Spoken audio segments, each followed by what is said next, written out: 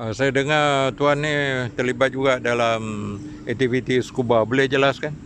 Okey, saya memang dari tadi saya cakap tu, saya terlibat dalam aktiviti scuba disebabkan saya ikut kawan-kawan saya yang berhijrah dari aktiviti sukan paintball ke scuba. Dan secara tak langsung bila saya dah ceburi tu saya jadi minat. Salah satu memang dalam lautan ni orang kata dalam dunia ni Tuhan bagi 30% ya atas darat. Oh. Selebih 70% 70% daripada bumi ni adalah hasil lautan. So memang cantik, memang colourful dalam tu. Jadi bila kita menyelam tu secara tak langsung kita boleh menyedarkan diri, kita boleh macam Menginsafkan insafkan diri tentang kebesaran Tuhan. Jadi selepas tu barulah saya upgrade saya punya scuba. Saya jadikan scuba ni secara kerjaya dan sebagai kerjaya saya sekarang. Maksud kerjaya tu membawa orang lain ya? Saya sekarang sebagai ni ketua. Tak, saya sekarang ni dah instructor. Saya mengajar dan certified. Siapa-siapa yang nak ambil lesen scuba, saya yang certified. Oh, you yang menilai dia orang ni? Menilai dan saya akan certifiedkan dia orang untuk lesen tu. Jadi bagaimana beginner nak main scuba? Okay, persiapan? Persiapan beginner ni, permulaan dia, kita cuba try dulu. Kita akan bagi try scuba dulu. Rasai macam mana cara nak bernafas dalam air. Kita pakaikan gear kan. So bila dia dah rasai tu, dia rasa dia bila habis aktiviti tu, kita dah bagi dia try scuba ni, dia ada dua choice selalunya. Sama ada satu dia tak nak, dua dia akan teruskan untuk dapatkan lesen. Lesen tu dalam tempoh berapa lama boleh dapat? Okey, lesen tu sebenarnya berapa hours? Okey, lesen tu sebenarnya untuk open water, first underwater lesen untuk yang beginner, yang permulaan. Lesen yang pertama tu dia panggil open water course. Selalunya 4 hari.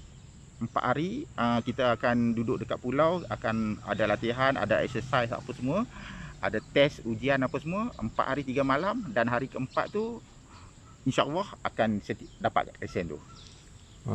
Berapa kos lebih kurang?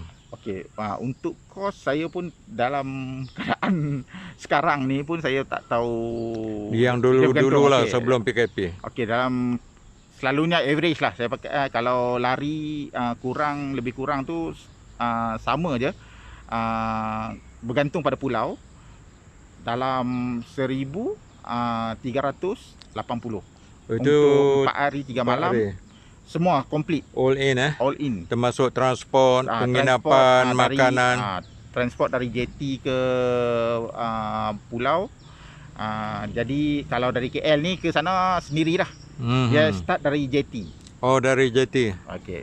Jadi dia macam apa benda ya? Dia ada macam sijil padi ke? Ya, dia okey. Dalam scuba diving ni dia ada banyak agensi, ada PADI, ada SDI, ada RAID, ada SSI.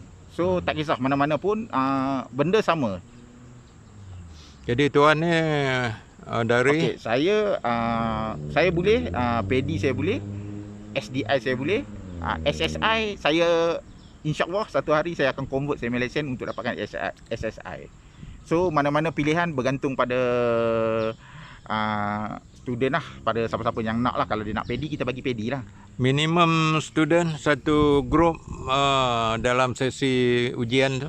Okey, tak kisah, minimum 2 orang pun boleh, seorang pun boleh. Janji seelok-eloknya, tapi senak orang kata kita nak kurangkan nervous apa, kita nak rasa ramai kan. 4 orang sedang elok lah, 4 orang. Kalau ada sijil tu untuk apa kita ni? Nak minta kerja ke, minta lesen? Untuk dapatkan sijil untuk kerja ni dia kena ada step keempat, level 4. Dipanggil level Dive Master. Dive Master ni adalah level pro. So kalau macam dari lesen untuk yang saya kata tadi tu open water ni hanya untuk kita boleh pergi diving dekat mana-mana. Kalau kita pergi untuk diving. untuk Kalau diving. tak ada sijil tak boleh? Tak boleh. Boleh tapi kena bawa guide. Oh, Kena bawa ada guide guide. dan bayaran lagi mahal. Oh, lagi mahal. Mahal pasal kita kena bayar guide tu. Maknanya ke barangkali yang kecelakaannya. Pasal kita kena bawa guide untuk jaga kita kalau kita tak ada lesen. Lepas tu kita pula dia tak bawa pergi dalam.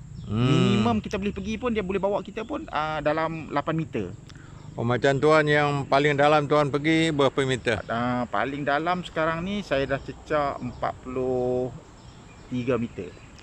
Ada cahaya tak bawah tu? Memang dia selalunya over pada 25 meter, 20 kan. Dah memang tak ada cahaya dah. Bawa torchlight lah. Bawa torchlight lah. Jadi kita menyelam sampai 40 meter tu. Tak ada benda yang aneh ke bawah tu? Selalunya yang bawah benda tu yang membahayakan. Tak ada sebenarnya. Yang berbahaya ni kebanyakan kita pengaruh dalam TV. Saya masa mula-mula belajar scuba pun saya macam tu juga. Saya takut macam ni kan. Sebenarnya tak ada.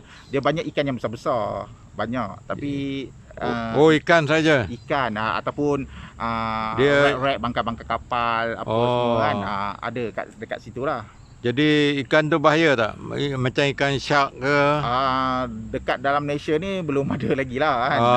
Tapi selalunya saya rasa dekat overseas pun yang betul pemangsa ni dia white shark ataupun bull shark. Okay, so tapi ikan-ikan ni pun dia sebenarnya kalau dia tak kacau kita, dia rasa terancam pun dia attack. Macam ular lah. Macam ular lah, dia kata dia terancam kita attack. Macam kat sekarang ni pun dekat Malaysia pun dia kalau dia jumpa kita dia lari.